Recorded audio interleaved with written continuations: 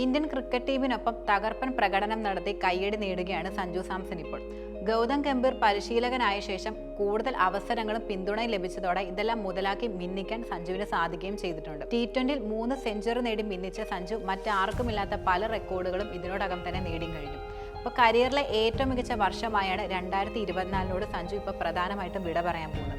എന്നാൽ ആഭ്യന്തര ക്രിക്കറ്റിൽ സഞ്ജു കളിച്ച അവസാന ഇന്നിംഗ്സുകളിലെ പ്രകടനങ്ങളെല്ലാം തന്നെ വളരെയധികം നിരാശപ്പെടുത്തുന്നതായിരുന്നു.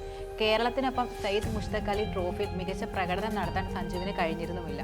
ഇപ്പോൾ വരാനിരിക്കുന്ന വിജയ് ഹസാരെ ട്രോഫിക്കുള്ള കേരള ടീമിൽ നിന്നും സഞ്ജു സാംസൺ തഴയപ്പെടുകയും ചെയ്തിരുന്നു. മാത്രമല്ല സഞ്ജു വരാനിരിക്കുന്ന വർഷത്തെ വലിയ പ്രതീക്ഷയോടെയാണ് നോക്കിക്കാണുന്നത്. എന്നാൽ സഞ്ജുവിനെ കാത്തിരിക്കുന്ന വലിയ വെല്ലുവിളികളും തിരിച്ചടികളുമാണ് എന്നതാണ് യാഥാർത്ഥ്യം. ചാമ്പ്യൻസ് ട്രോഫിക്കുള്ള ഇന്ത്യൻ ടീമിൽ സഞ്ജു സാംസൺ ഉണ്ടാവില്ല എന്നതാണ് സൂചനകളെല്ലാം. നിലവിൽ T20 ടീമിൽ മാത്രമാണ് സഞ്ജു സാംസന്റെ സ്ഥാനം നൽകുന്നത്. ഈ സാഹചര്യത്തിൽ ചാമ്പ്യൻസ് ട്രോഫിയിൽ സഞ്ജു സാംസൺ തഴയപ്പെടാനാണ് സാധ്യത വളരെ കൂടുതൽ. അപ്പോൾ ഇങ്ങനെ സംഭവിക്കുകയാണെങ്കിൽ സഞ്ജുവിന് അത് വലിയ തിരിച്ചടിയായിരിക്കും ഉണ്ടാക്കുക. അപ്പോൾ വിജയ് ഹസാരെ ട്രോഫിയിൽ സഞ്ജു കളിക്കുകയും മികവ് കാട്ടുകയും ചെയ്തിരുന്നുവെങ്കിൽ ചാമ്പ്യൻസ് ട്രോഫിയിൽ ടീമിലെത്താൻ അദ്ദേഹത്തിന് സാധിക്കുമായിരുന്നു. എന്നാൽ കേരളം തഴഞ്ഞതോടെ ചാമ്പ്യൻസ് ട്രോഫി ടീമിൽ സഞ്ജുവിന് സ്ഥാനം നേടിയെടുക്കുക വളരെ ബുദ്ധിമുട്ടാണ്. ഏകദിന ഓപ്പണർ റോളിൽ ഗില്ല്, രോഹിത് ശർമ്മ എന്നിവരായിരിക്കും ഉണ്ടാകുക. ബാക്കപ്പ് ആകുവാൻ ജയ്സ്വാളും ഋതുരാജ് ഗേക്വാദും ഇഷാൻ കിഷാൻ എന്നിവരെല്ലാം നിൽക്കുകയാണ്. ഈ സാഹചര്യത്തിൽ സഞ്ജുവിന് ചാമ്പ്യൻസ് ട്രോഫി ടീമിൽ എത്തുക പ്രയാസമായിരിക്കും എന്നതാണ് നിലനിൽക്കുന്ന യാഥാർത്ഥ്യം. സഞ്ജു സാംസൺ IPL രാജസ്ഥാൻ റോയൽസിന്റെ നായകനാണ്. നായകൻ എന്ന നിലയിൽ മികച്ച റെക്കോർഡുള്ള താരം കൂടിയാണ് സഞ്ജു. രാജസ്ഥാനെ ഫൈനലിൽ എത്തിക്കാനും സഞ്ജുവിനായിട്ടുണ്ട്.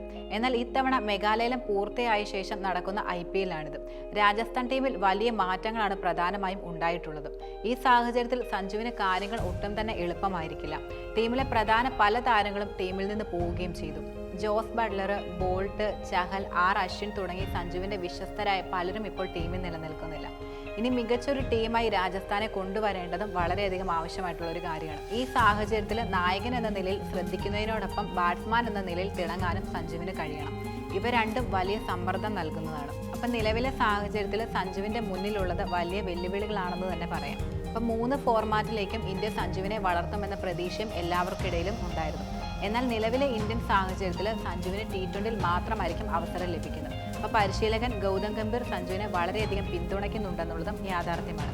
എന്നാൽ സഞ്ജുവിന് മികച്ച ശരാശരിയുള്ള ഏകദിനത്തിൽ അദ്ദേഹത്തിന് ഗംഭീർ പിന്തുണ നൽകുന്നില്ല എന്നതും ഒരു വസ്തുതയാണ്. അപ്പോൾ ടെസ്റ്റിലും സഞ്ജുവിന് കാര്യമായി പിന്തുണ ലഭിക്കുകയില്ല. അപ്പോൾ സഞ്ജുവിനെ സ്ഥിരമായി വിലയിരുത്തുമ്പോൾ T20 സീറ്റ് ഉറപ്പിച്ചുവെന്ന് പറയാനും കഴിയില്ല. അപ്പോൾ എന്തായാലും സഞ്ജുവിന് വരാനിരിക്കുന്ന വർഷത്തിലെ കാര്യങ്ങൾ എളുപ്പമല്ലെന്നാണ്